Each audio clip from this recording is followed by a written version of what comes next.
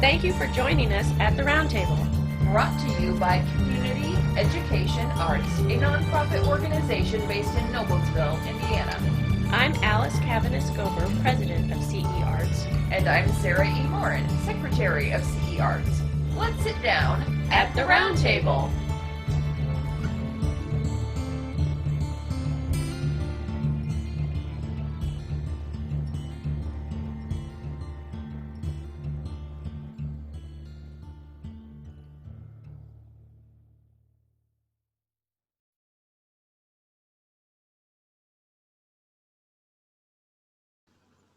I want to make sure that we give people the opportunity either to have you read a poem while you're with us or to tell us everywhere where we can find your poetry if we want to find it.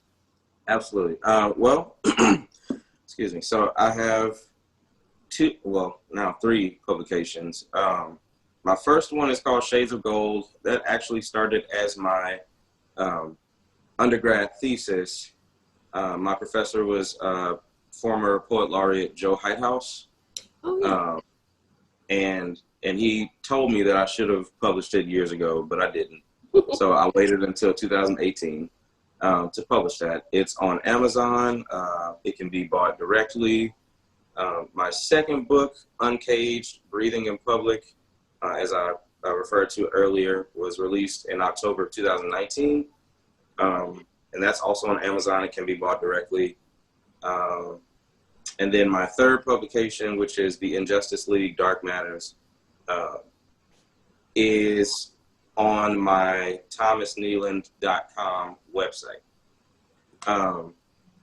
That chapbook is actually free to the public. Oh, wow. Because with everything that's going on, it's great to, read someone else's perspective. Mm-hmm. Right? And I don't feel that people should have to pay for something that should, be heard. Right. Or something as serious as what's going on right now. Like those things should be heard. So that can be found on my website by just going to my website, quite literally. But as far as like any poems that have been published online, I actually just had a poem published by Up the Staircase Quarterly on Saturday. Oh, cool. Congratulations. Thank you. I'm very excited because it's my first poem that's been published anywhere. So it's called Breakthrough, and this poem is for George Floyd, Breonna Taylor, and Drayshawn Reed. So I would love to read that. Please do. Yes, please. All right. Breakthrough. When you strangle us, we don't just die. We struggle to breathe for 8 minutes, 46 seconds, followed by our first line break, and then our bodies have to work harder to defend the front line with interrupted enjambments, mixed brain signals, adrenaline and delayed flight responses, and blue-collared bloody hands, and burnt rubber fumes, and singed nostrils, and bleeding nostrils, and cries for our mothers, and cries for our mothers to save us from our hunters. When you kill us, we don't just die. You shoot us without accurate facts. We bleed betrayal and stereotypes, short-circuit our stereo system with slain blood. We die in rounds because you thought that one wasn't enough. Perhaps one would keep us alive, but with 8 or 9 shots, your evaluation likely says, exceeded expectation.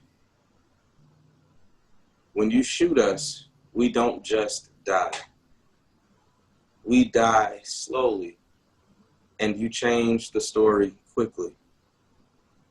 Then our families have to work harder to defend honor that we have already earned, serving a country that never welcomed us with life-giving love, but instead snatched us in with death-giving prejudice. when we die by your hand, we don't just die.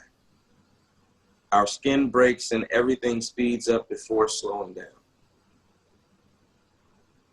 After the ground receives our blood, our spirits escape to ancestral refuge. Before another round, before another knee, before another corrupt officer kills our spirit of hope for a more just society. Thank you. Wow.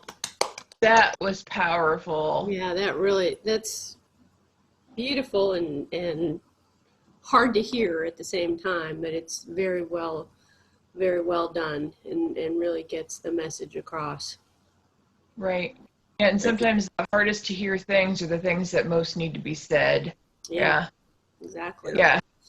It's been such a strange year between COVID-19 and the injustices that we're seeing played out.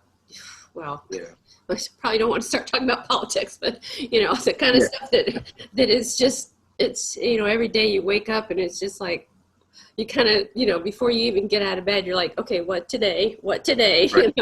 And I feel like that poem addresses the Black Lives Matter and those particular people that you referenced who just lost their lives in just the wrong, tragic, awful ways that they did. And the fact that, time passes and the police don't get arrested and things don't change. And yet you have to take hope when there's, the protests going on and the people trying to raise awareness. And I think poems like yours can change the world. I really believe that. And I'm so glad that you put that one out there with us and submitted it for publication and everything, because I feel like it is poetry like yours that will change the world. For the better. For the better, I will say. Absolutely. Yeah. It's interesting because I submitted this poem somewhere else. Mm-hmm. And the response that I got was that my poem had robust language. Ooh. And I didn't know what to make of it, but I just kind of concluded for myself that perhaps the poem was too convictive, maybe for the reader. Particular yeah judging panel or receiving end, maybe. I did not hear your poem that way. I thought it was robust in terms of it really, I could visualize what you're writing about. I could see the scenes, and the imagery was so very powerful of, I'm thinking now of like when there was a line in there about the blood going into the ground, into the earth. And I just, you can visualize that. So I felt it was very powerful language. I don't know that I would have said that as a criticism, though. I thought that was a wonderful part of it that made it very accessible, Right. So, but you never know when you submit things, you just, that's part of, I guess that's part of one of the challenges of being a creative person who's willing to submit to, whether it's visual arts, for galleries or written work for publication or whatever it is. It's part of the challenge of being a creative person is, when you submit something, it's like you let your little baby go out there and you don't know what's going to happen, and it's just wonderful when someone says, yes, I like that enough to do something with it. You're like, oh, so that was my case. That one definitely deserves to be out there though. So I feel like that the publication that accepted it, good on them. Yeah. Yeah. I just had a question in my head. You said since it's posted online, is there like a comment section underneath? Are you getting to hear how people are responding to this poem? No, there's no comment section. It's an actual issue. Okay. And so they've placed all the poets' poems on their website as an online issue. So there's not really a space for comments. Well, Gotcha. I don't blame them for not having comments on there, because I've learned as we've developed our website, you know, if you don't have the kind of filters on there that you need, you will get things about, you don't want all those comments, because they don't have anything to do with your poetry. They don't have anything to do with your website. They don't have anything to do with anything. It's a bunch of spam. It's worse than email spam. And, every once in a while you'll get a comment that's just, a troll or something, as they say in social media. I mean, I've basically tried to turn off our comments on our website, because just taking the time to get rid of them, and we have the setting where nothing is published unless we approve it, but just getting through the pages and pages of spam and awful stuff, it's like, nope, delete. So I don't blame any website that doesn't allow comments. I'm like, I get it, Yeah. So but I think, sorry, go ahead. I was going to ask you, is it published in a hard copy though? Do they have a book that'll come out with the collection? I think they're just an online, a digital journal. We have a digital showcase going on, revolving showcase as well. So we totally get that.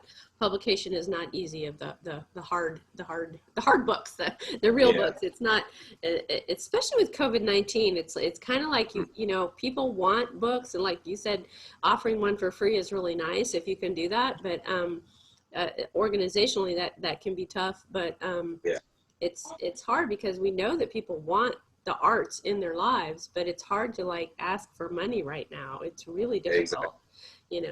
All our workshops this year have become virtual, remote workshops, and we don't want to charge for that, because we want people to just be able to join in, and from their quarantined homes or whatever. And whereas in years past, we always had a nominal charge, for an in-person workshop or something like that. Yeah. So things change, things have been changing this year in the strangest ways. Well, before we move on to talk more about your organizations that you head up, I would like to know, for you as an individual artist, is there anything else that you want to add, or tell us what's coming next? Oh, man.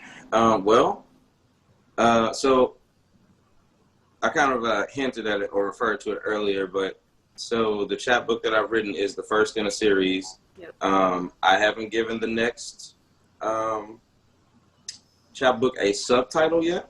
It's still going to fall under Injustice League, but I haven't given it a subtitle yet. So that's still in the works. But I have started writing my next full-length collection, which is called The Door of Return,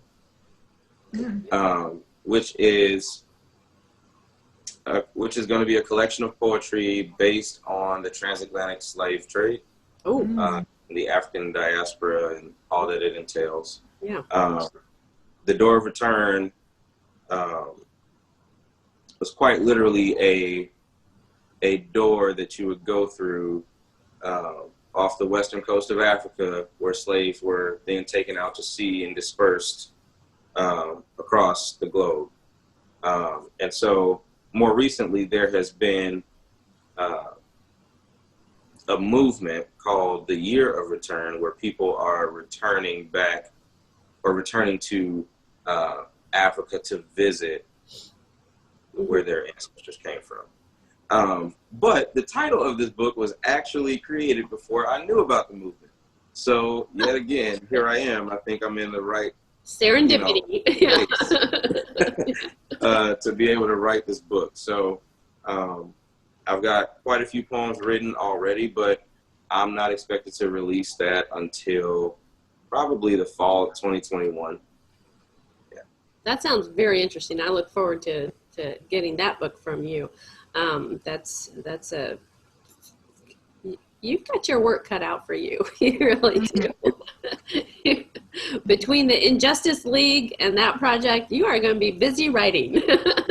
Yeah, but the good thing is that for the Injustice League, I am strongly considering making that a collaborative series moving forward. So that I collect poems from a, select group of people Sure. to include in each chapbook. Mm-hmm. And that way that, empowers other authors and gives them, the exposure. Mm-hmm. And To the more voices, the better, right? The more voices, the better that come in. Yep. Yeah, that's a great idea. That's wonderful.